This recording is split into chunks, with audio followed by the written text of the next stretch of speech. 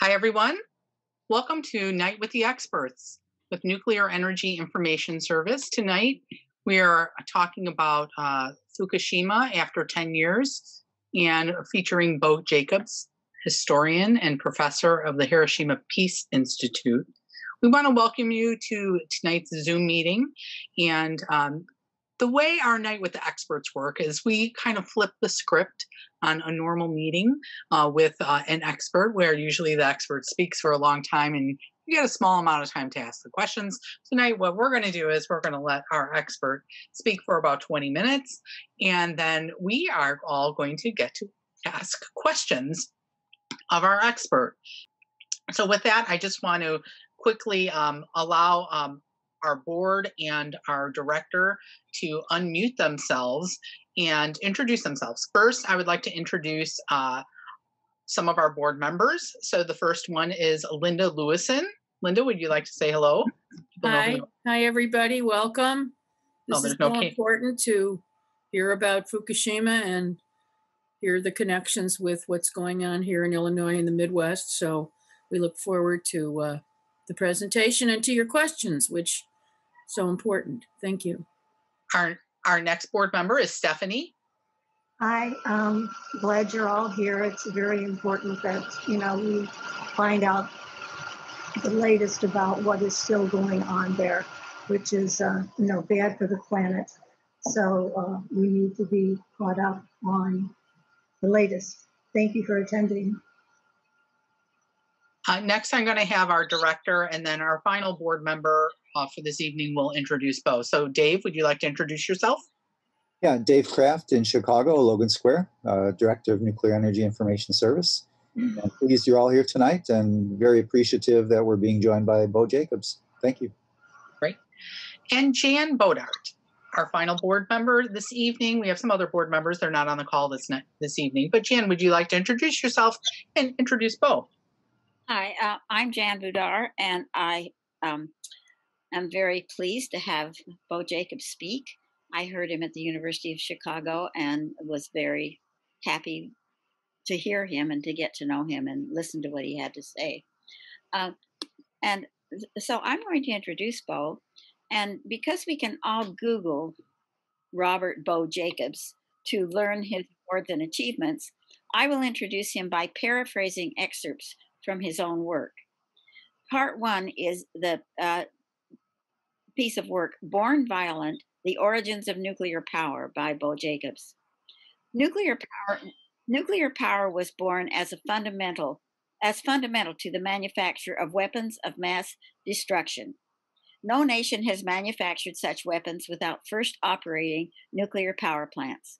The very first NPP was built specifically to kill 100,000 people, a goal that was efficiently and fully realized. NPPs are more violent than the weapons they spawn. Meltdowns have caused early death and illness of untold thousands. Illnesses caused by internalized radionuclides rarely lead to direct and provable causation, but the health impacts are obvious on any visit to Belarus and Ukraine near the Chernobyl exclusion zone. And now the impact of Fukushima Daiichi is unfolding before us. Spent fuel must be successfully contained for over 100,000 years to protect thousands of generations of creatures yet unborn. Nuclear power will remain violent long past any electricity that will benefit any being. The waste will be dangerous longer than human civilization has so far existed. Part two is from The Bravo Test and the Death and Life of the Global Ecosystem in the Early Anthropocene by Bo Jacobs. The movement of radionuclides through the ecosystem revealed a systemic interconnectedness that has been previously invisible. It was clear every place on Earth would be contaminated if the US and the USSR were to go to thermonuclear war. The battlefield would be the Earth itself. The environmental movement is built on the worldview constructed through the awareness of the global nature of the threat of radioactive fallout. Bravo was where this awareness gave construct to the current discourse on climate change. So thanks to all of you for coming. And I'll turn the time over to Bo Jacobs. I hope you are interested in his the excerpts from his writings. Hey, I'm really glad to see everybody. I'm glad you all came. Just to mention, since NEIS is based in Chicago, I am a native Chicagoan. I grew up in Skokie, so it's great to be connected back home. I've been in Hiroshima for 15 years. My training, just to mention, my training is in history of science and technology. I got my PhD at the University of Illinois downstate, and I study the history of nuclear technologies. A lot of my work is focused on what's called the global hibakusha, which is all of the people who have been exposed to radiation beyond the nuclear attacks in Hiroshima and Nagasaki, which is millions of people around the world. And we're going to talk about Fukushima, but that's not really going to be the exact focus of what I'm talking about in my short presentation. What I'm going to be talking about is some of the reasons that it is difficult for us to see how people are harmed by fallout, the historical basis of the kind of invisibility of fallout. So I'm going to be talking about radioactive fallout and why it is that we can't quite understand it or see it, and we don't really understand why people who are affected to it have a great deal of harm. So I'll start by talking about President Kennedy. In 1961, he warned Americans about radioactive fallout. He wrote a letter to all Americans that was published in Life magazine in September 1961, where he told people to build fallout shelters and that there was a risk to their health from radioactive fallout. To give you an example, a month later, Kennedy, speaking to civil defense officials, said, radioactive fallout extending downwind for as much as several hundred miles could account for the major part of casualties, which might result from a thermonuclear attack on an unprotected population. So what had been bomb shelters in 1960 and 1961 became fallout shelters in the United States, as that was the threat for Americans from nuclear war. So just to review what fallout is, when a nuclear weapon detonates, there are several effects. There are blast and heat. Blast, which is pressure, heat, which is extreme temperature. All explosives have these. Nuclear weapons have them in much larger amounts. But what there is specific to nuclear weapons is radiation. However, radiation affects us in two different ways. Prompt radiation, which affects our bodies externally.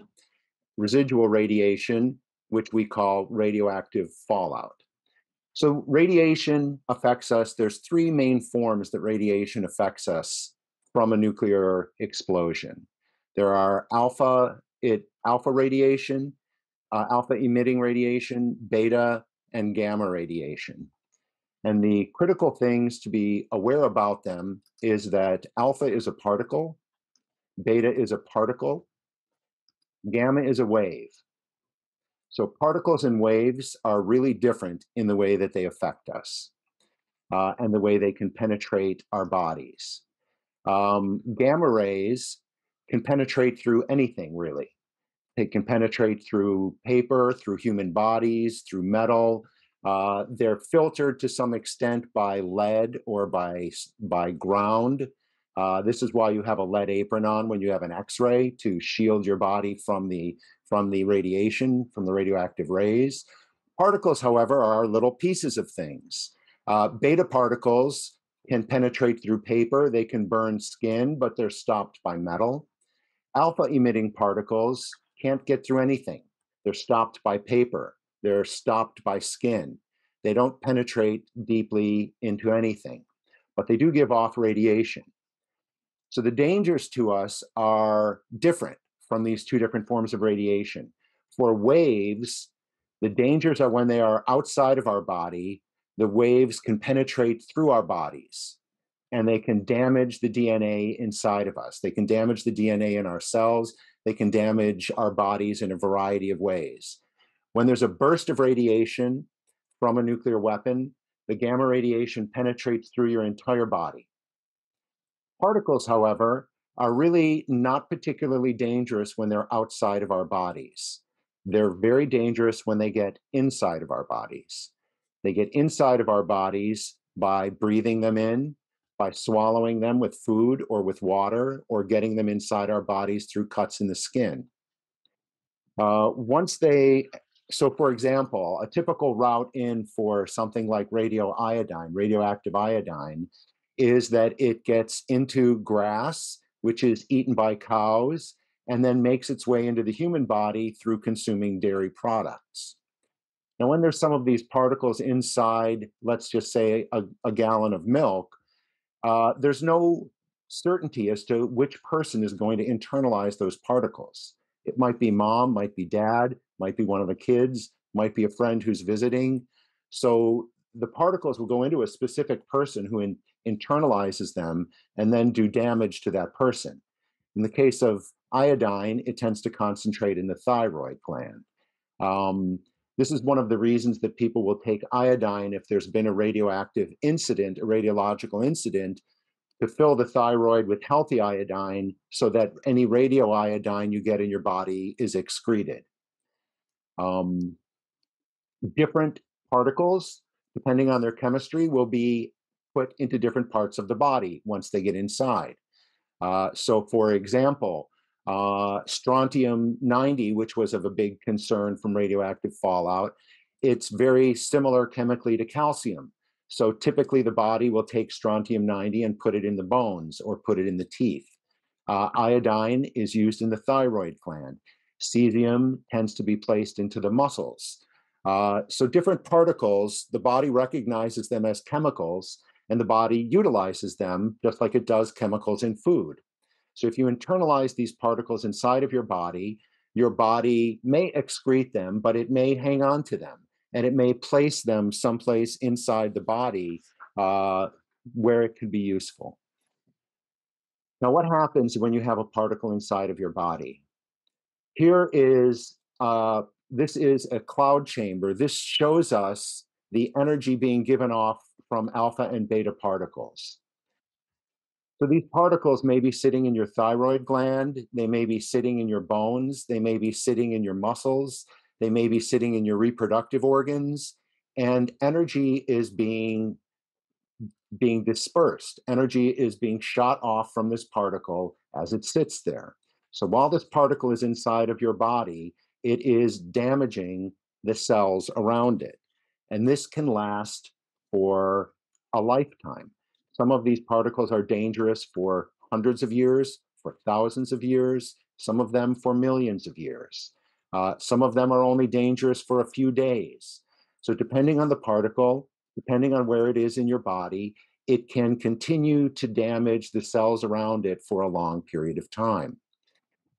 Now, when people have a big burst of gamma radiation, their whole body can be damaged from external radiation that passes through their whole body.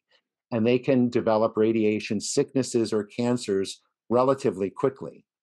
When a particle is inside of you, it's doing this damage locally much more slowly. So it can kindle a variety of diseases, but typically these diseases will develop a little more slowly. And often you cannot prove causation. You cannot say this one particle inside of my body caused this cancer. It's very difficult for scientists to determine anybody has a particle inside of their body. There are ways to do this, but it's for example, has not been done in Fukushima to determine who has a particle inside of them and who doesn't. Now, when a nuclear weapon explodes, here's a detonation of the Hiroshima weapon. The gamma radiation, the rays, will extend out during the burst of the weapon. In the case of Hiroshima, it was about 3 kilometers that the rays were strong enough to damage human bodies. But just like an X-ray, these waves are there and then they're gone. So the burst of radiation lasts less than a minute. Anything those rays penetrate during that period of time are damaged. Anything inside of this field is damaged, but it's over a minute later. So if you're outside of this area, you may not be damaged at all by the gamma radiation. However, this mushroom cloud, which this is the Hiroshima mushroom cloud, is full of particles. It's drawn all of these particles up inside of it. And like any cloud, this cloud will then drift. And this is where we get fallout. So here's the weapon explosion. All of these particles are rising up. This is why you get a mushroom. It's filling up with particles, and the cloud will then drift, and the particles will fall out. We call that radioactive fallout, radiological fallout. In Hiroshima, the area that was affected was primarily to the north and to the northwest. So here's where the weapon was detonated. The damage here went about 3 kilometers, the damage from the gamma radiation rays. So people who were outside of town were not affected by it. But the fallout cloud, the mushroom cloud drifted this way, and lots of particles came down in these areas. For the people who were there, they're far enough away that they're not affected by the blast of the weapon. They're not affected by the heat of the weapon. They're not affected by the radioactive rays, but they now live in places where there's a lot of particles that have deposited onto the ground.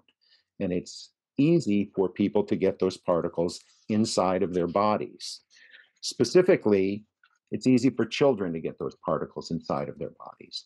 Children are closer to the ground, which is where the particles fall to. Children tend to spend time on the ground, playing on the ground. Children put things in their mouth. Children are much more likely to get particles inside of their bodies than adults. And it will do much more damage to children's bodies because their bodies are growing rapidly. So damage that's being done in the body will present as disease more quickly than it will in adults. So this is basically how fallout makes its way inside of bodies. Now I'm going to talk a little bit about why it is we don't really know how to look at people as being medically affected by fallout. Our models of how radiation affects human beings mostly come from studies done here in Hiroshima and in Nagasaki by what was called the ABCC, the Atomic Bomb Casualty Commission. This was set up by the United States after the war, the idea being prior to 1945, you'd had a few hundred people at most globally who we knew were affected by radiation. So we had a small amount of information about how radiation affects health. After the attacks, the nuclear attacks on Hiroshima and Nagasaki, you have hundreds of thousands of people exposed to radiation. So the idea of this research lab was to study the health of all of the people affected by radiation and to see what kind of diseases and what kind of early mortality come from these exposures. So there were a lot of studies done at the ABCC about the effects of radiation on human health. The key study was called the Lifespan Study. The idea of the Lifespan Study was to see how radiation affected the long-term health of human beings generally. So it started in 1950. It continues till today. Well over 100,000 hibakusha, people who are survivors of Hiroshima and Nagasaki, are participants in this study. The way that the study works is that you have to correlate 2 pieces of data. The dose, you have to know how much radiation each person was affected by. With external radiation, you can pretty much figure that out by finding out where somebody was located in that radiation field. Were they 1 kilometer away? Were they 2 kilometers away? Were they 2.3 kilometers away? And the shielding. In other words, were they inside a house? Were they outside a house? If you have these data points, you can more or less reconstruct how much radiation, external radiation, they were affected by. Then you track the health of these people for the rest of their lives. What kind of diseases do they develop? Do they have early mortality? And you then correlate the dosage, the people who got sick, the people who died young, how much radiation were they affected by, and you build a large database that says this much radiation is likely to produce such and such diseases or such and such early mortality in human beings. This is the lifespan study. It's a very large and robust study of health related to radiation exposure. However, from the beginning, the study consciously excluded any consideration of people internalizing radiation, internalizing radioactive particles. There's a lot of reasons why that was excluded from the study. One of the main reasons is that the people being considered received very large doses of external radiation. It was assumed that this would be much more important in their health than if they had gotten a particle inside of them. So it was considered a secondary risk. Also, it was almost impossible to determine who had a particle inside of them and who didn't. So it's really almost would have been impossible to do that kind of science. But the lifespan study is still today considered the gold standard of studying effects of radiation on human beings. Now, it's a valuable study, but its use is problematic. And I'll talk now about why it's problematic. What happened during the Cold War? During the Cold War, we thought there were going to be nuclear weapons used in warfare. We thought there were going to be a lot of people who were exposed to the bursts of nuclear weapons and who would suffer illness similar to the people in Hiroshima and Nagasaki. But that's not what happened. We did not use nuclear weapons directly against people again after Hiroshima and Nagasaki. So people were not exposed to the bursts of radiation from weapons. Not many people were. Some soldiers were that took part in tests. But there were 2,000 nuclear weapon tests all around the world, on every continent except South America and Antarctica. This is the Bravo test, the largest nuclear weapon test the US ever tested. There were not a lot of people close enough to be affected by radioactive rays, by the burst of radiation. However, this is the cloud, the fallout cloud from the Bravo test 30 minutes later. This cloud would create an area of lethal radiation 5,000 square miles wide. It would completely irradiate the populations of several atolls in the Marshall Islands where the weapon was tested, and hundreds of people would suffer radiation sickness. This cloud would also affect hundreds of tuna fishing boats. The one that we know about is the Daigo Fukuyumuro, the Lucky Dragon. This boat was exposed to radioactive fallout. It was 100 kilometers away. It was exposed to radioactive fallout for hours after the test. When the ship came back to port in Japan, the entire crew was hospitalized with radiation sickness. One crew member died 6 months later. So he was 100 kilometers away from where an H-bomb was tested, and it killed him 6 months later from radiation.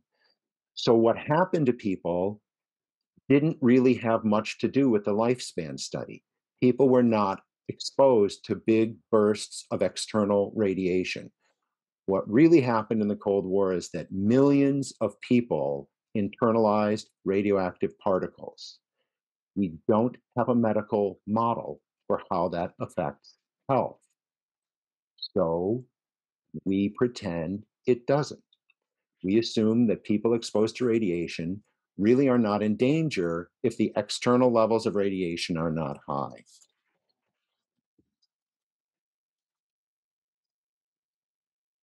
Hang on one second.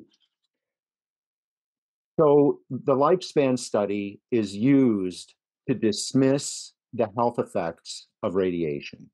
The lifespan study tells us people have health risks if they're exposed to large amounts of external radiation. Not a lot of people are exposed to large amounts of external radiation. Millions of people have been exposed to fallout.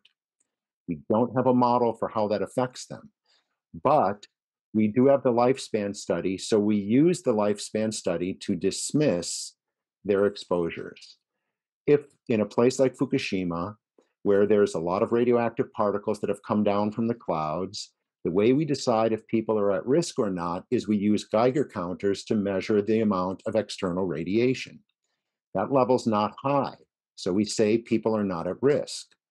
But their risk isn't from external radiation. Their risk is from living with these particles, getting it in their food, having it in the water, having it in the soil of their homes. This is the risk. And the lifespan study does not in any way address that risk.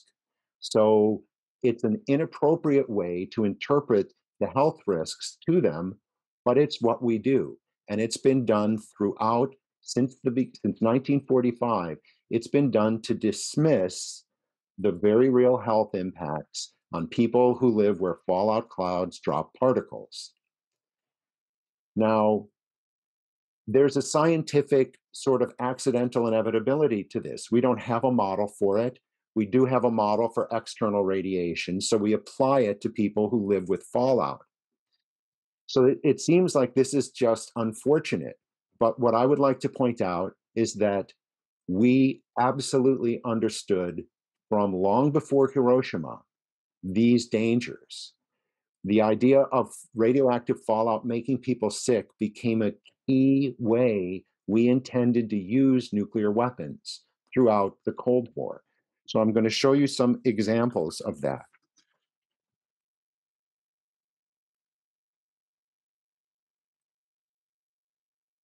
So the health effects of internalized radiation have always been dismissed as negligible by invoking the lifespan study. But they've always been understood as a primary weapon effect of nuclear weapons and nuclear technologies by militaries. So here are some examples. This is a statement that comes from a document written by Manhattan Project scientists in 1943. This was before the weapons were developed. They weren't sure the weapons would work, but they already realized that fallout could kill people. Here's the quote.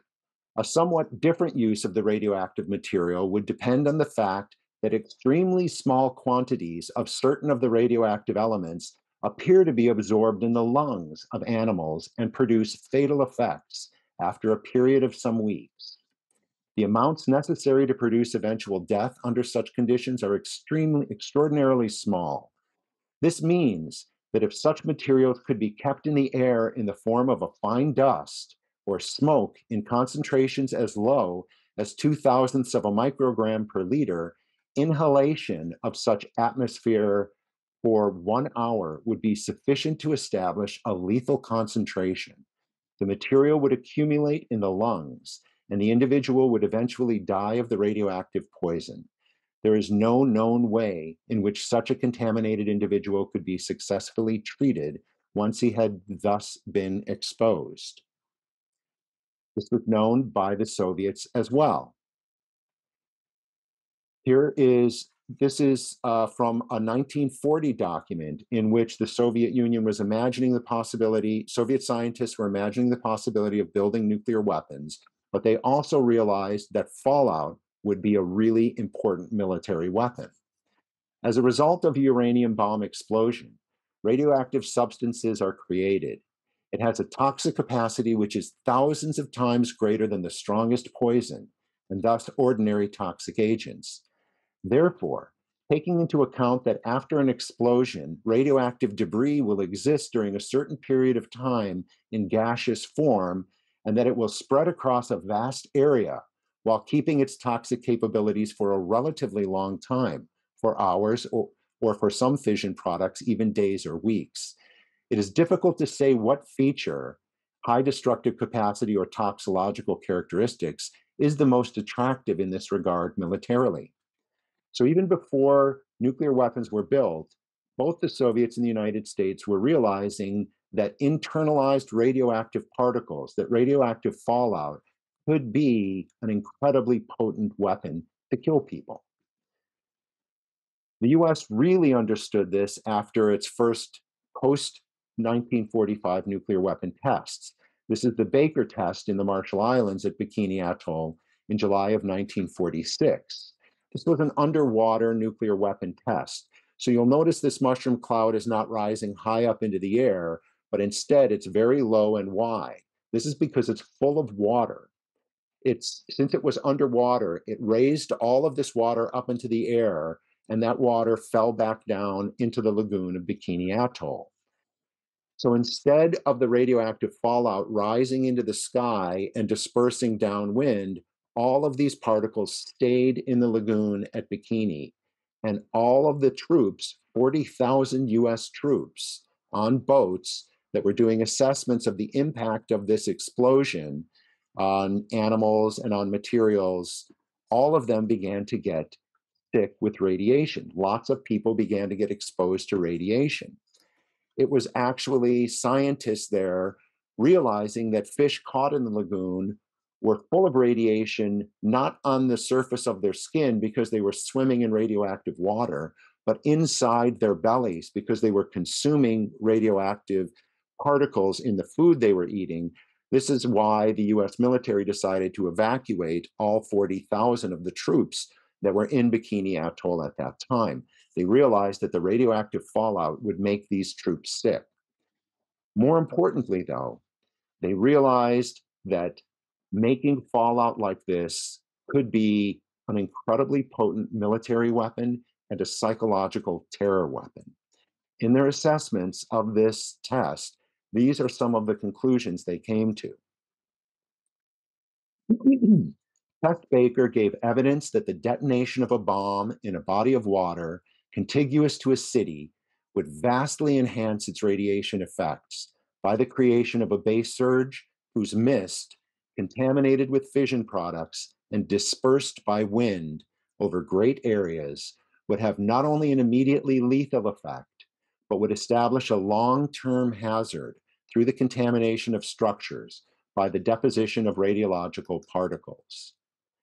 We can form no adequate mental picture of the multiple disasters which would befall a modern city blasted by one or more atomic bombs and enveloped with radioactive mists. Of the survivors in contaminated areas, some would be doomed to die of radiation sickness in hours, some in days, others in years.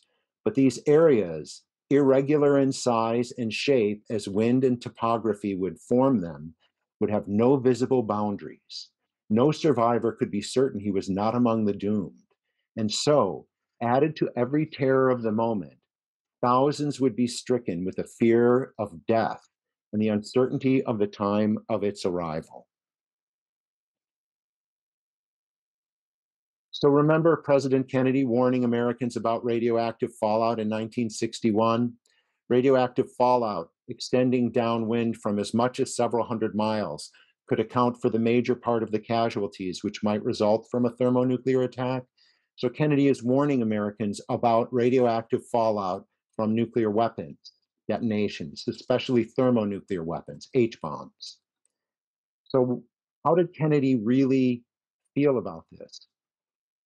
Well, the very next year, Kennedy approved Operation Dominic, in which 36 nuclear weapons were tested in the Pacific, including 9 of these thermonuclear weapons that would create lethal areas for thousands of miles downwind. In total, the following year after Kennedy made this statement, the US would test 96 nuclear weapons. Globally, all nuclear weapon states would test 177 nuclear weapons in 1962 on 4 continents and multiple Pacific territories. Fallout would spread in 1962 through Asia, through Europe, through North America, and through the Pacific. Statistically, in 1962, there was a nuclear test every other day. This is after Kennedy is warning people about how deadly fallout is. He is, along with other military and political leaders, inflicting radioactive fallout on the world. Now, the way I want you to understand this history today is in relationship to Fukushima. Much like a fallout cloud rises up from a nuclear detonation full of particles that will spread downwind, this is what happens when there are explosions at nuclear power plants.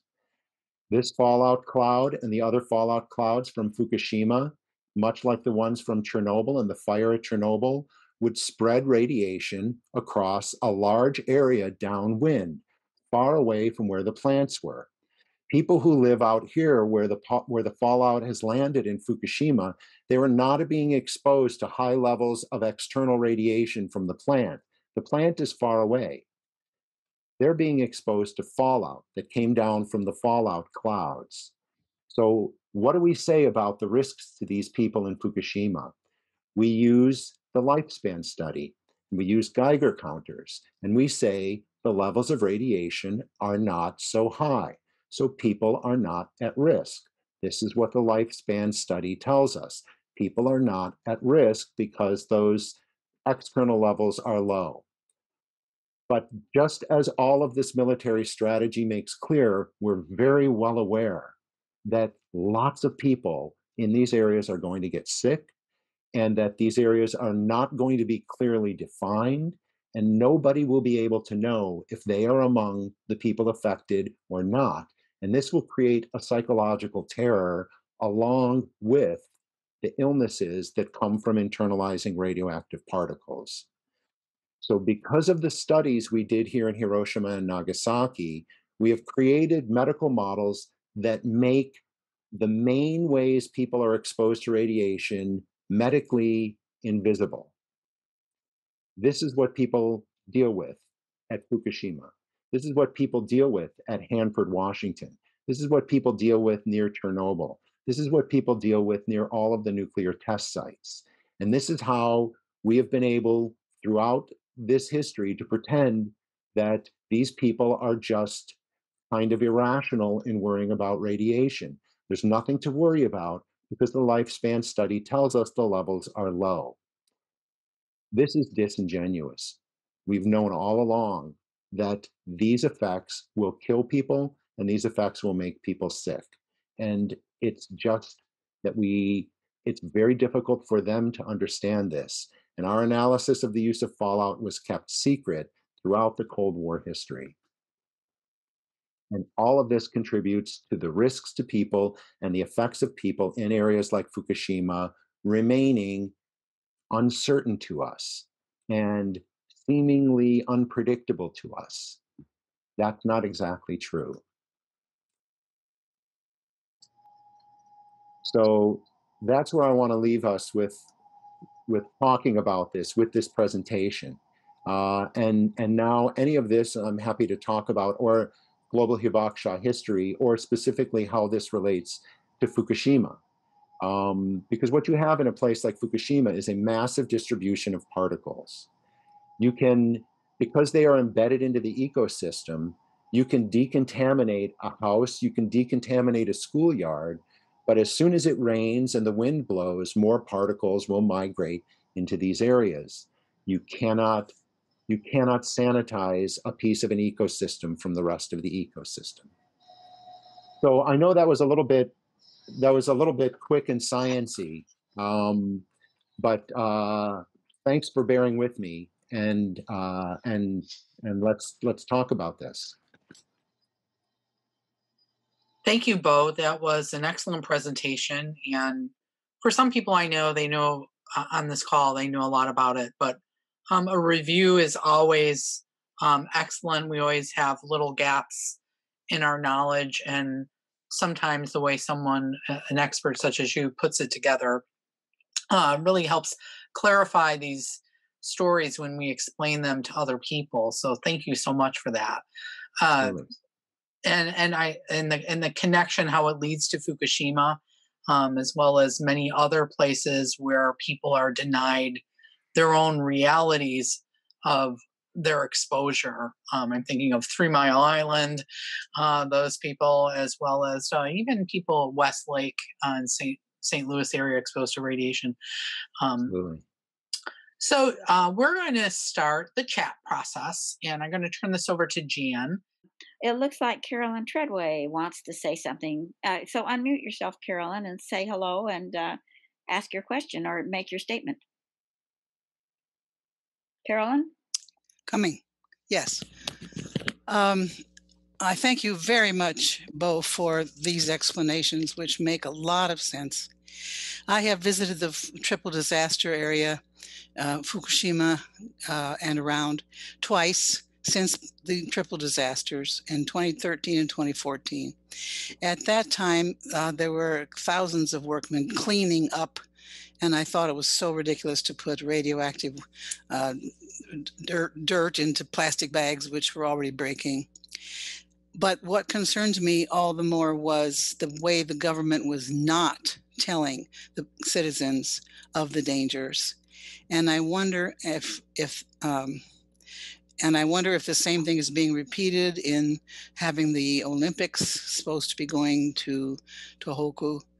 I'd like to know if you know of any ways that the people are being told the truth of what they're really facing.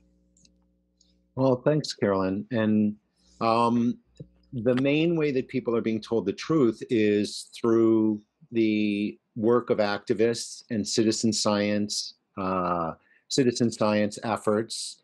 For example, people in the Fukushima area in Tohoku, northern Japan, were well aware that they were not being given sufficient information about the radiological risks. And so people began to map the distribution themselves, separate from the government.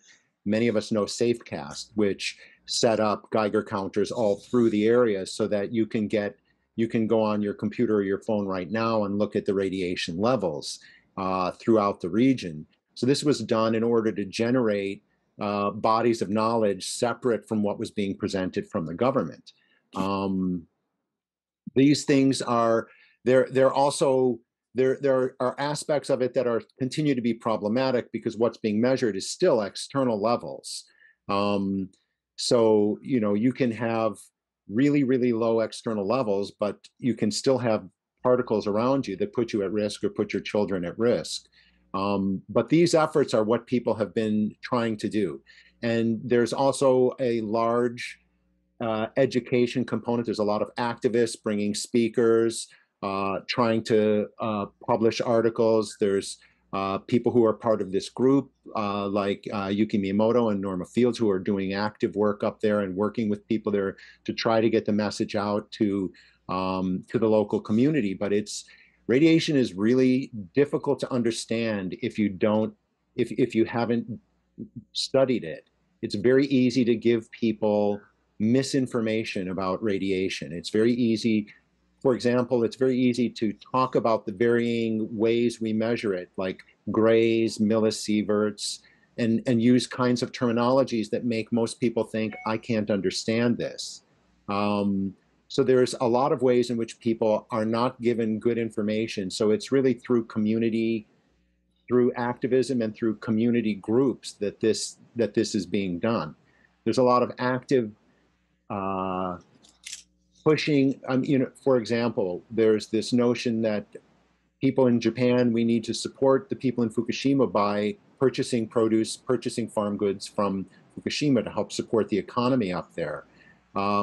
This is a way of basically saying that rather than the people who are liable for harming the economy up there, having to help to compensate people, in other words, TEPCO, company that owns the plants, or the government which regulated them badly, we all need to support the economic impact of this accident.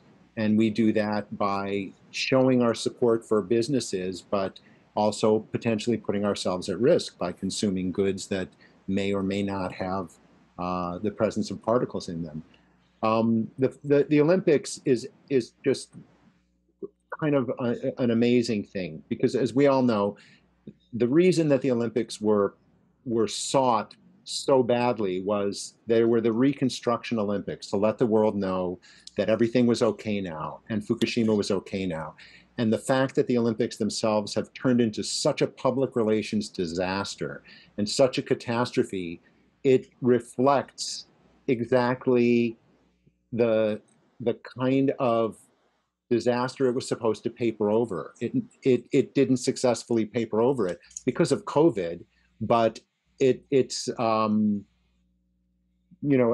many of you know, the Olympic torch is being lit in Fukushima and then carried around Japan as a way to show us the rebirth and the the end of the disaster, and some of the events are being planned to take place in Fukushima. So the entire thing was a public relations effort. So the information people can get is information that is generated within community and through the efforts of activists and groups that bring in speakers and help do educational events. So it's really, people are on their own. And I would warn that this is a danger, not just because the information is not necessarily sufficient, but there are criticisms of the way citizen science plays a role in our society, not because it's not good for citizens to generate scientific outcomes and for citizens to participate, but because the more that people do that, the more the burden is removed from government to perform this task for us. It's a neoliberalization of risk. Some people can afford a Geiger counter. Some people can afford to educate themselves about risks. A lot of people can't. A lot of people don't have the capacity to educate themselves and participate in events and purchase equipment.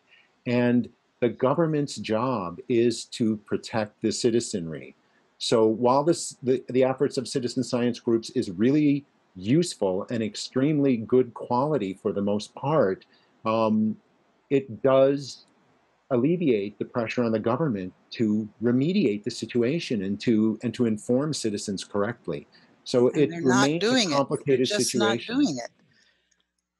Yeah, they're not doing it. And the fact that I can pick up my phone now and I can look at the radiation levels in the area because of groups like SafeCast, which is a very, very useful thing, helps to take pressure off the government to actually get in there and help people understand where the radiation is and work to remediate it.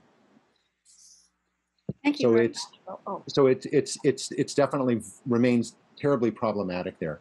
And one thing I would just point out, a quick aside, is that studying the global hibakusha, studying these communities globally, it is only people in the developed world that are respected enough to be given disinformation.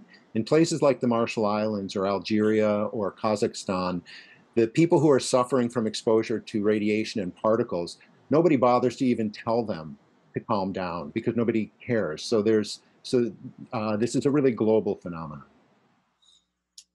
Well, thank you very much, Bo. And our next question comes from Linda Lewison, and then Larry Roth has a question, and after that, Trishka Pritikin. So Linda, go ahead. Hi, Bo. Thank you. That was a wonderful, brilliant, and troubling, deliberately disturbing presentation, as it should be. My question is, maybe, I think you went over this a little. Where exactly are you located?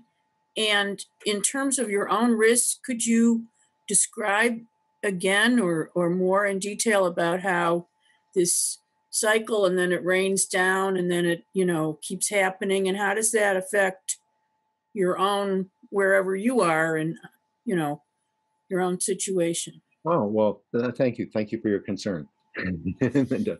I'm far away from Fukushima. I'm hundreds of kilometers away. It's the other side of Japan from where I am. So the risk to me is not from the fallout specifically, from the local fallout specifically. So the local fallout is somehow confined to a certain area around Fukushima? Because the explosions of the plants at Fukushima did not go high up, the drifting of the clouds stayed fairly local, and the fallout that came down stayed within several hundred kilometers. There's definitely been particles found, to the other side of Tokyo, but there's not been a lot found down in far western Japan where I live. So for me, in terms of Fukushima, the risk is more the entry of material into the food system, and also the plans of the government to utilize all of that soil for things like road building in order to keep it from being concentrated in northern Japan, where all of those bags are. So the way that the government eventually manages all of the radioactive waste, which is what is in all of those bags, that poses a risk to everybody in Japan. The way that the food is distributed also presents a risk to people in Japan. As for myself, I'm somebody who frequently goes to very radioactive places for field research, and I have protocols I take when I go to places like test sites or disaster sites. But that's my choice, and also, you know, I don't have small children here, so I would feel very, very different if I did. But one of the things that I would point out beyond Fukushima and its risks here to those of us in Japan, in Nagasaki, I think it was 4 years ago, a study was done in Nagasaki, and at 2.5 kilometers away from ground zero in Nagasaki, there was more radioactive particles found in the soil from global nuclear weapon testing than there was from the actual detonation of the weapon in Nagasaki. So because nuclear weapon testing involved really large weapons that carried lots of material high up into the stratosphere, that material distributed globally. So there is no place on Earth in which those particles have not distributed to. It's much more concentrated nearby nuclear test sites, nearby explosion sites, but there is a global distribution of radiation that affects all of us. Thank you. Then, Larry, did you want me to read your question? You put it in the chat, but you could go ahead and read it if you prefer. Actually, if I could rephrase my question, because it looks like it was kind of answered, I'll just say, well, what's the total weaponry testing that's taken place since 1946? Thanks, Larry. You know, the United States began testing weapons in the Marshall Islands less than a year after the nuclear attacks in Hiroshima and Nagasaki. There have been over 2,000 nuclear weapon tests since 1945.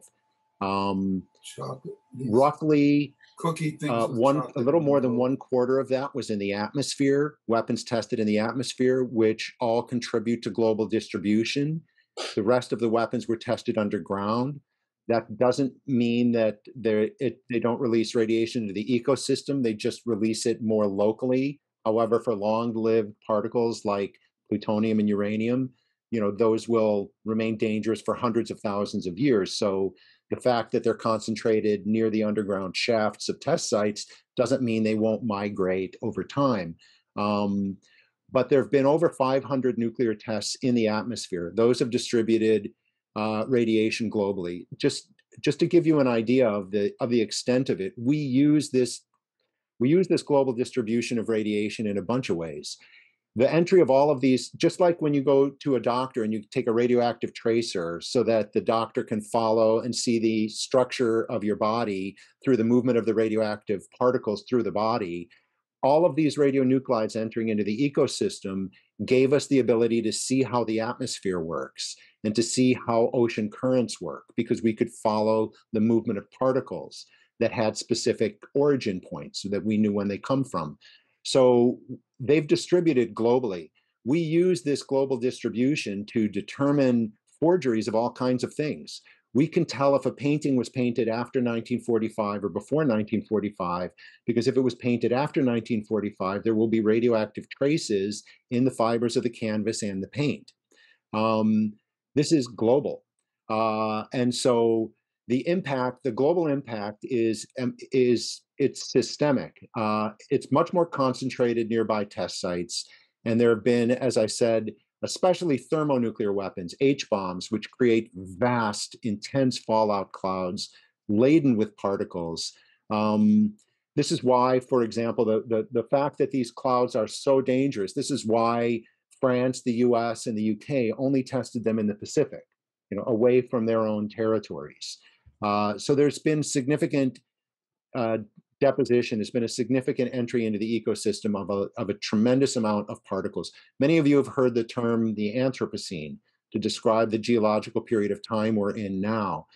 The key marker of the Anthropocene is the distribution of these particles globally, because they mark 1945 on. They mark the beginning of the Anthropocene.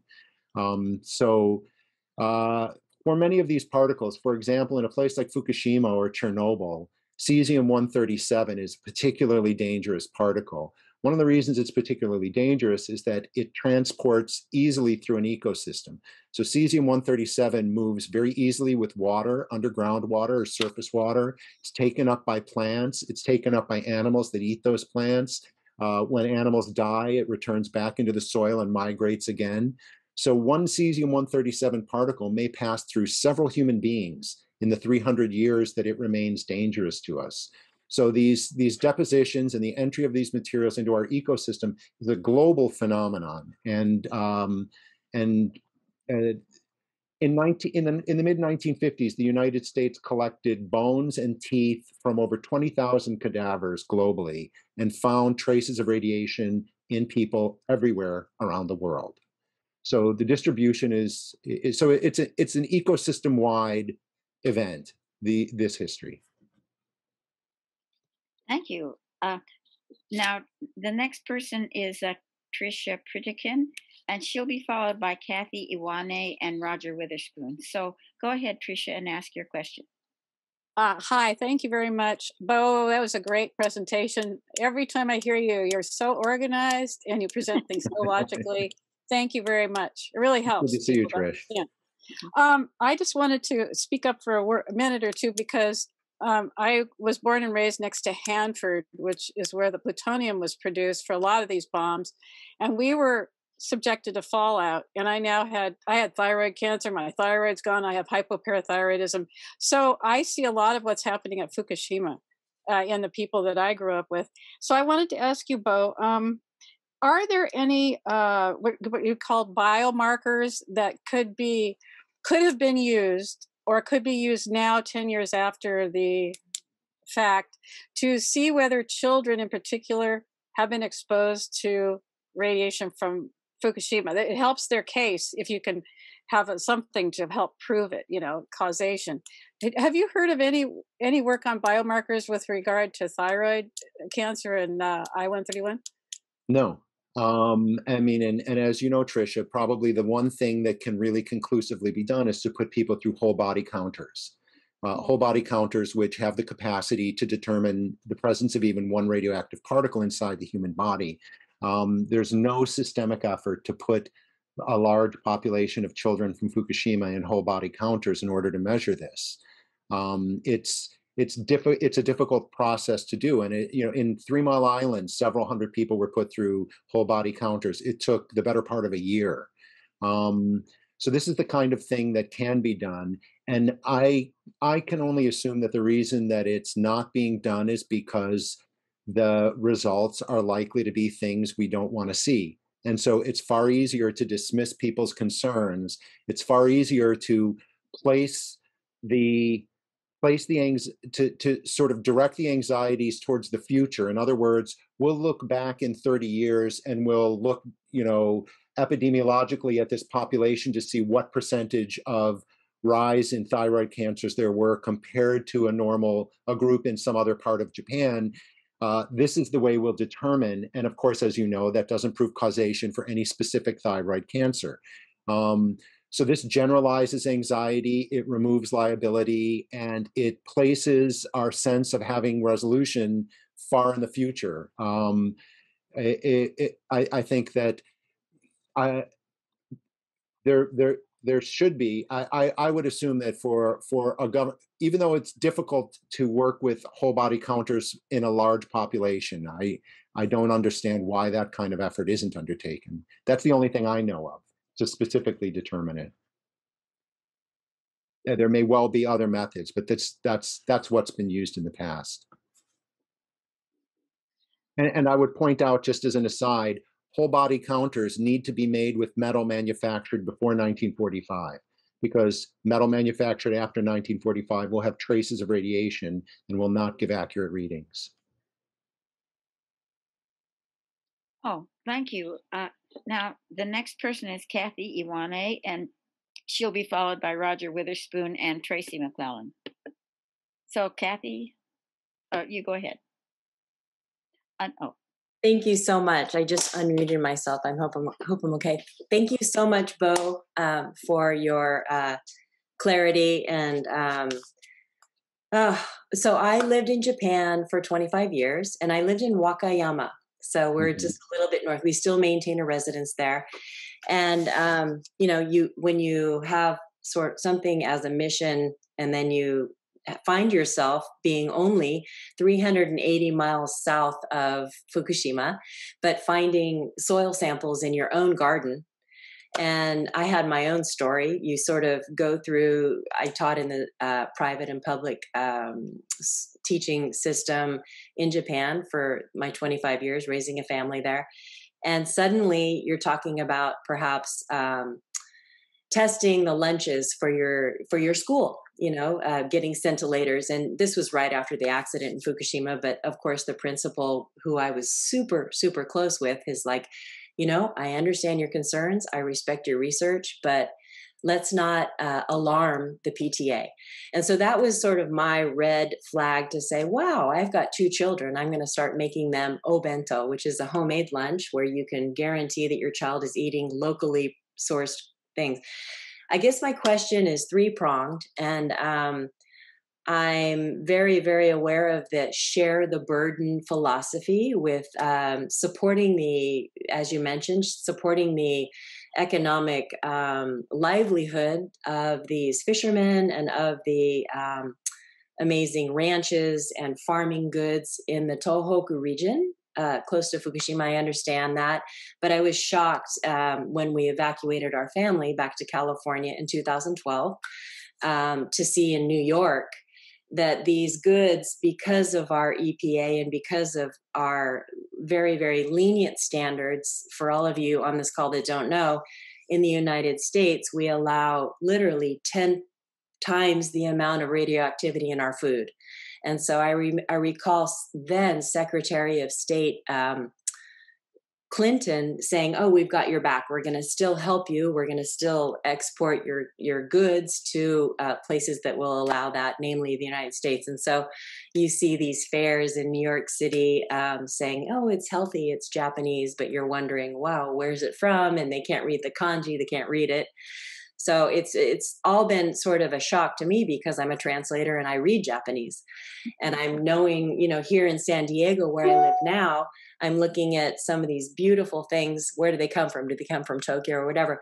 I guess my question would be, with this share the burden philosophy, we also experienced the radioactive rubble that came from Fukushima, and it was sent around to various municipalities in Japan to then burn that radioactive rubble down to ash so that they could then get rid of it. And I was aware that this radioactive rubble was not being filtered at the incineration facilities. And so it was very disconcerting for me, and therefore we evacuated. But before we were able to do that, we marched on our city hall and our prefectural assembly saying, hey, don't do that. This is something we don't want in our, we sort of gave them the science, and luckily we prevented that. But then a month later, it happened in Osaka, an hour away from my home. So I really can relate to the fact that this is a global event. Getting back to what you said about the testing. And so I guess my question to you is, I'm here on the West Coast trying to support this, thinking that this whole Olympics thing is just crazy, especially with the global pandemic. What can we, our foundation, Samuel Lawrence Foundation, is trying to get a meaningful article published. What can we help you with? Is there anything new with,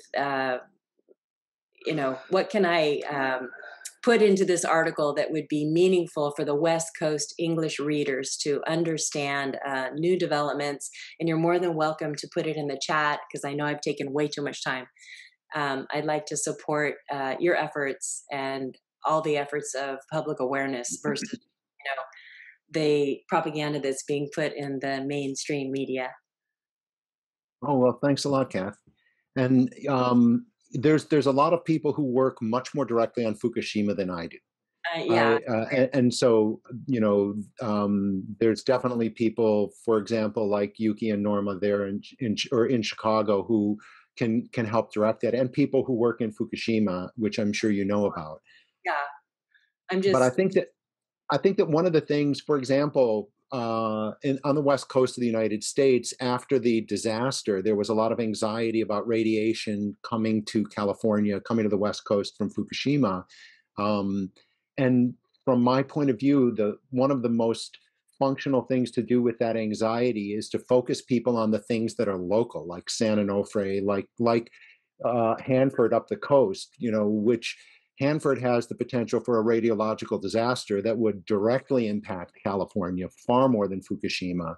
And so efforts to help make people realize that these things are not there, but they're here, is really critical. There's the partial meltdown in the Santa Susana plant in Los Angeles. Tons of people in Southern California have no clue about these kinds of things. Right. So getting people, so that would be one of my suggestions, is to get people to realize that all around them are things they were completely unaware of, which may have a much more direct impact on their health. And so part of, I guess, what I'm emphasizing is that helping people to realize that these histories are not histories of here and there, but they're collective global histories. And so, when you have a sense of the risks and the events that have happened where you are, it may be easier to cultivate compassion and active support for people in other places that are going through a crisis point, currently. And so that's maybe not so practical. That's sort of an overarching general way to put it. But I know that for many of the groups that are working directly on Fukushima, there's probably much better answers for you about how to get the right message to people now. Yeah. I think one of the things that I find really useful when you look at things like all of the black bags in Fukushima, which is the ubiquitous symbol for so many people, is something that Gordon Edwards, the scientist the Canadian scientist, said, which is that every time you hear the word decontaminate, you should think of the word distribute. You cannot make a radioactive particle not radioactive, so you cannot decontaminate it. You can just move the contamination someplace else. So helping people realize that all of this discourse around decontamination is to some measure public relations rather than scientific remediation. So those are the kinds of things I would suggest, but there's definitely people who can give you much more practical advice, especially now that we're at the 10th anniversary, to sort of heighten awareness right now. Thank you. Yeah, sure. Thank you. Something we could do for Fukushima, but we've got it's more than we can. San Onofre is our thing, and it's, I guess, focus on local. Well, the way that I look at it, this is a legacy we're globally leaving our descendants, and so trying to address it everywhere we are is the best way to try to take action for the people that come after us. Of course, the people right now in specific places are experiencing specific things, but it's part of a longer trajectory thing. So just raising awareness altogether has its value. Okay, thank you. Roger Witherspoon, would you please unmute and ask your question? Thank you very much. You had talked about and gave an interesting presentation about the fallout from the various nuclear tests. Here in New York, the Department of Health in 1982 began continuous monitoring of radiation in the environment, particularly in the counties surrounding nuclear power plants and test plants. And their 1994 assessment specifically states that contamination from the atmospheric tests was no longer detectable. Now, I think in New York, they were using strontium-90 as the marker for all the atmospheric tests, and perhaps that missed something, but I'm curious as to what your thoughts are about that. And the way that is played out is when there was strontium-90 found in the Hudson River over around 2005 or so, the operators of the Indian Point nuclear plant immediately said, "Oh, that's just leftover from the atmospheric tests decades ago." And the Department of Health said, "No, it isn't." So I'm curious as to whether that's an appropriate marker, or since the official position is the fallout from those atmospheric tests is no longer measurable, should they be looking at something else, or just what do you think of their operational standards? Thanks a lot, Roger. I think that's probably more a matter of semantics, because it is measurable. I mean, for example, there was the study from 2016 that found the presence of testing radiation in Nagasaki. Now, maybe the strontium-90 was not measurable in a sufficient quantity to be considered consequential. That's different than not measurable or not present. When it comes to nuclear weapon testing, I mean, as everybody here knows, the fissile material is plutonium and uranium in these weapons, and typically the efficiency of the detonation of the fissioning or fusioning is not 100%. So all nuclear weapon testing distributes some unfissioned plutonium, for example. Well, that will remain present in the ecosystem for hundreds of thousands of years. So to say that there's no measurable radiation, that cannot be factually true, just because of the chemical nature of some of the materials. So my guess is that statement is that it is not measurable above background levels, or some sort of construct like that allows it to be said that there is no presence anymore, because you cannot make these kinds of things go away. And so there's tons of studies finding all kinds of fallout radiation from the tests every year, and especially the last few years. For example, the Soviet Union tested most of its large thermonuclear weapons in the Arctic, in Novaya Zemlya, in the European Arctic of the Soviet Union. Just in the last 2 years, there's multiple studies showing that the melting of glaciers in that region are retransporting all kinds of fallout particles that had been suspended into glaciers from the depositions of radiation at that time. So there's dozens of studies every year tracking the movement of these radionuclides from testing in various specific ecosystems. So to have any claim that it's not measurable, it must be a semantic construct about the definition of the word measurable, and that it therefore means it's not measurable beyond some expectation or some threshold that's considered specifically remarkable, for example, below background levels. And of course, since there was no testing in New York, that may be the case. There was no testing in Japan, but there's that presence in 2016 in Nagasaki, from global testing. So my imagination is that's not. I mean, it isn't accurate. There is the presence of these particles in a lot of places, and they're being detected continually in a lot of places, and their migration is being detected continually in a lot of places.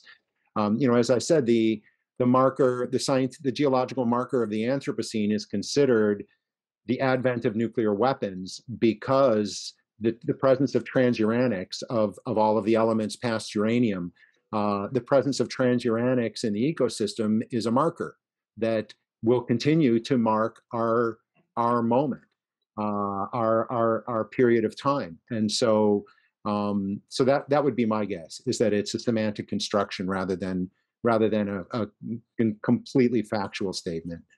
So it's more that it's a useful measure for them to denote what was in the past, as opposed to what might be leaking from the region's nuclear power plants. Yes, there's probably not strontium-90 leaking from the power plants, but there's certainly tritium leaking from the power plants, and so it can't help but in some measure be public relations rather than data. Okay, thank you very much. Yeah, sure, thank you. Okay, it is now a little bit more than 20 minutes past whatever hour you have wherever you are. And I think we'll want to close up in about 10 minutes, and we still have three people on the list. Tracy McClellan is first, and then Stephen Sondheim, and David Kraft wants to answer a question. So let's hear from Tracy. Hello, Mr. Jacobs. Thanks for your presentation. I'm not sure if this question might be out of your purview, given a couple of the things you said since I jotted it down, but let's try it anyway. As I understand it, Fukushima is even today generating hundreds or thousands of tons of tainted radioactive water that has to be stored. Is that true? And can you give us a sense of the magnitude of this problem? Yeah, thanks, Tracy. That's absolutely true, and it's ongoing, and it's really unstoppable. You have three melted cores, the meltdowns of the cores of three plants that are in the buildings below the where the building is, and those have to be continually cool. So they have to have water added to them to cool them, to keep them from heating to the point where there can be discharges. So this water is becoming radioactive, and it's then pumped into tanks in order to store it. And this is going on every day, and it will go on for another decade or two until the fuel is cool enough that it doesn't have to be actively cooled. Some amount of radionuclides can be filtered out of that water, but tritium specifically, which is a form of hydrogen, cannot be separated from the water. So all of these thousands of storage tanks near Fukushima contain water that has tritium contamination that can't be removed, and they will have to be refilled 5, 6, 7 times over the next 20 years as there's continuing to be cooling of this fuel. So it is an ongoing problem, and there's really almost nothing that will be done except releasing it into the sea.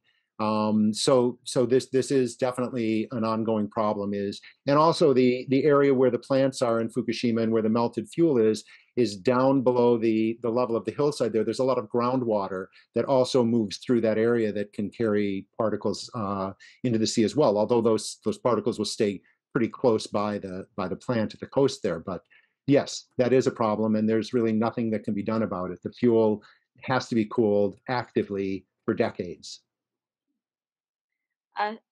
We've added another person to our list, and so we might go over time a little bit, because sure, this is a very interesting discussion, and people are really wanting to get their 2 bits in.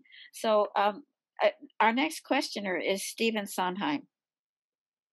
Hi, thank you, Bo, very much for all of this. I'm wondering if the athletes, how much jeopardy are they in to go over there, especially if they're up by Fukushima, but to go over there for a week and run and inhale, and how dangerous is it? And are they aware? And is there some reticence? If it got out that this were dangerous, that could scuttle this whole Olympic event. And I just wonder what you know about that or think about that. Thank you. Oh, sure. Thanks, Stephen. Well, there's uncertain levels of danger. For most of them, there may be no danger at all. They're not going to be in a lot of danger from external radiation. The levels won't be high where they are. So their risks are from internalizing particles.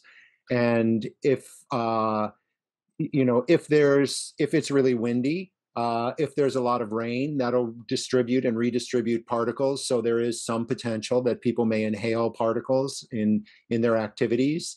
There may be some possibility of there being particles in food. Typically, though, passing through there in a week, their risk will be really relatively low, especially when you compare that to people who live in the region. I imagine that among the athletes, there's a wide range of concern and emotional responses. And so probably some people are a little anxious, probably some people are not worried, probably some people are really focused on their performance and excluding any kind of other thought. So I don't know that we have any kind of a way to gauge the degree of concern. Okay, thank you. Thank you. Sure. Dave, you're next. Thank you. And thank you both for a great presentation. I have two questions. I'll start with the easy one, I guess. The first one has to do with the current regulatory oversight that the Japanese are putting on Fukushima. And I contrast that with the Japanese diet report, which came out within the first year after the accident, saying the collusion between that previous regulatory group and the industry is one of the major causes for the accident. Excuse me, the disaster. It's not an accident. So what is the sense? How do people feel about the current group of regulators? Are they really authentic, or are they falling back into the same problem as before? The second question is, are you aware of any activist groups or international lawyers groups within Japan that would take a look at whether or not dumping the water into the Pacific Ocean would be a crime against humanity and could be prosecuted in The Hague? Those are great questions, and I have just peripheral answers because it's not my expertise at all. I would say that, you know, one of the things that many of us know is that the legal exposure level for the public in Japan was raised 20 times in the immediate aftermath of the event, so that it was legal for children to be exposed to radiation that used to only be legal for adults working in the nuclear industry to be exposed to. And that kind of thing is done because it can't be stopped. So the liability has to be removed from it. It's not based on science. And so it's pretty, I mean, it's clear that the government wants to restart as many of the plants as they can. I don't think that there's any sense that there's a really rigorous regulatory intervention being done at all. So I think that for the most part, a lot of people here have really put it out of their minds. You know, it's in the past. It's one of those things that seems like something that happened 10 years ago. And so not something that's happening today. But that's not something as somebody who doesn't speak or read Japanese, I have a peripheral understanding of that at best. So I don't really have a detailed understanding of that and can't read documents myself. As to the legality, that's also not my expertise, but my assumption is that things that are going to happen inevitably have liability and legal restriction removed. The fact that that water is going to be dumped, that there's nothing else to do with that water, is likely to preclude stopping it. Whether that can be charged as a crime against humanity, I don't know. There's certainly people who make the case that the tritium entering into the ocean is not so specifically dangerous as other things entering in. So the fact that they're filtering out the cesium, they're filtering out some of the other material, shows active concern and management. So I'm not sure if it can be charged. And again, legal constructs are completely outside of my own training. So I just can venture opinions about it. Okay. Now, Gail wants to ask a question, and then I want to ask a question. So, Gail, would you go ahead, please? So, Bo, after Fukushima, I think a lot of us thought, okay, this is it. This is going to really open up people's eyes. They're really going to see, how bad all these situations are. But it didn't really happen that way. So I'm just wondering, Germany sees the futility in having nuclear plants, and they're planning to shut them down. But overall, there hasn't been a huge global push to stop it. Do you anticipate, or do you see in the future something like a tipping point where there's an aha moment of either a country or, this is a global problem, the atomic energy efforts, International Atomic Energy Agency, works to promote nuclear energy and downplay the downsides of it. So, you hate to see another nuclear accident of any kind, or God forbid a nuclear missile be actually used, nuclear weapons. So do you think about like what's it going to take? Well, how many people have to have thyroid disorders before we say, okay, this is causing a problem, or other things? Well, thanks, Gail. I wish I could say that people are motivated by the well-being of other people. I mean, many of us are, but as you know, there's thousands of people working in public relations in this industry, and they're going to continue to do their job. I do think that there will be a turning point and a threshold, and I think that that's more likely to happen because of social change rather than because of disaster. So, for example, I personally believe that our civilization, that we're going to be moving continually, partly because of cost reasons and efficiencies, to having energy being generated not in central, huge distribution areas, but being generated everywhere in smaller amounts. And just the practicality of that is going to overwhelm our current system. One of the cliches is that, 50 years ago, if you wanted to make a phone call, the phone call had to go into a central office where somebody routed it to somewhere else. Now, that's just completely distributed everywhere. And we don't need central routing areas. The same is going to happen with electricity. It's really not ultimately efficient to have gigantic centralized production of electricity then distributed through these huge wide grids. It's the capitalist model for energy distribution that we have. And so this is one of the reasons that companies that are moving away from coal and things like that like nuclear power, because it reconfigures the same economic model of energy distribution. But I think that model of energy distribution will essentially be overwhelmed by a much more pragmatic model of energy production and distribution. And that's going to be a key thing that moves us away from it. That's why you have people like Bill Gates talking about small local reactors to try to piggyback on what's almost inevitably coming in terms of the kind of systems we'll use that are going to be practical. So I wish it was social concern and care for the planet that moved us past this. I think we're going to move past it anyways. So I think that's inevitable. And I hope that the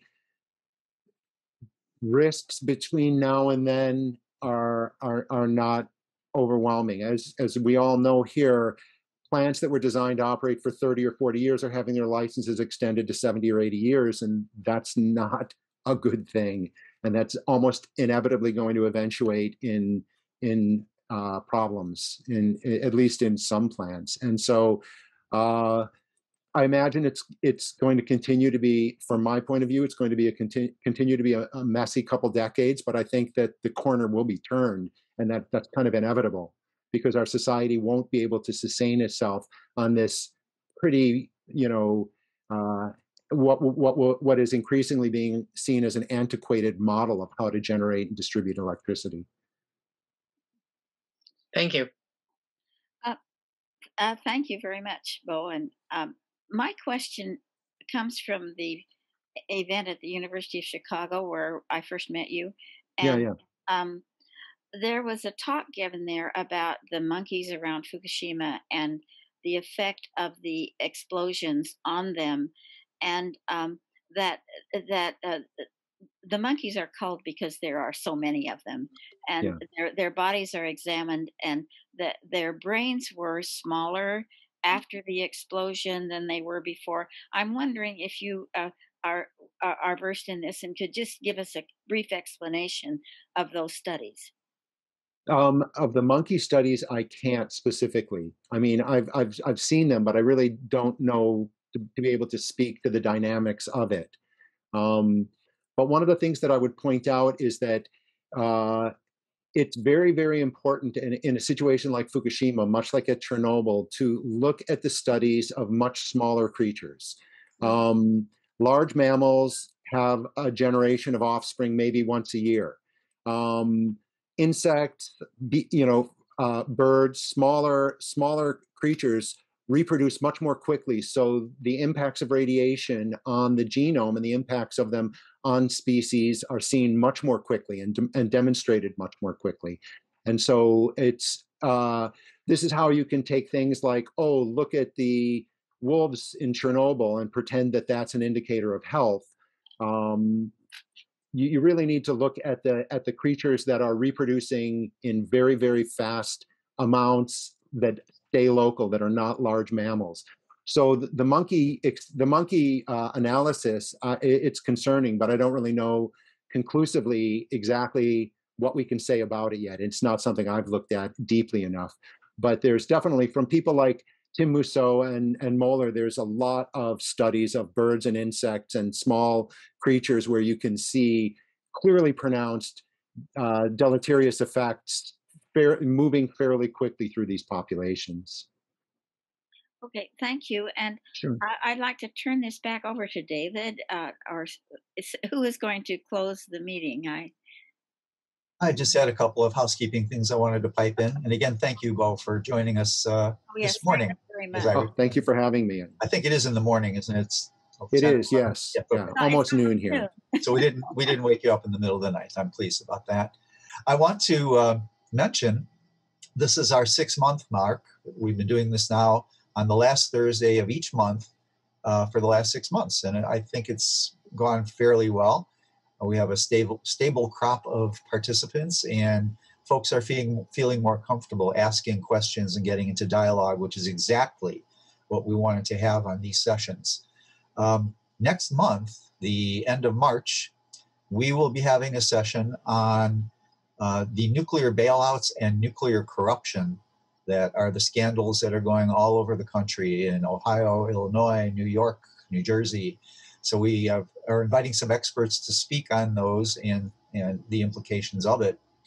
And in April, plans are still tentative, but we may have 2 Night with the Experts. We're going to do a special one on Earth Day, which is April 22nd, which is a Thursday. And then our traditional last Thursday of the month will be April 29th, topic to be determined at this point. But again, you're invited to come. There's no restrictions. You know, we don't have any passwords or anything. Just follow the link that we send to you and join us if you can and when you can.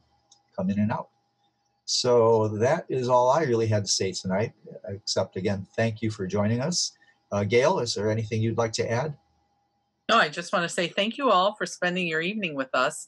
And go to our YouTube page. We have some of our previous Night with the Experts up there, not all of them. We have a few that still have to be edited and posted.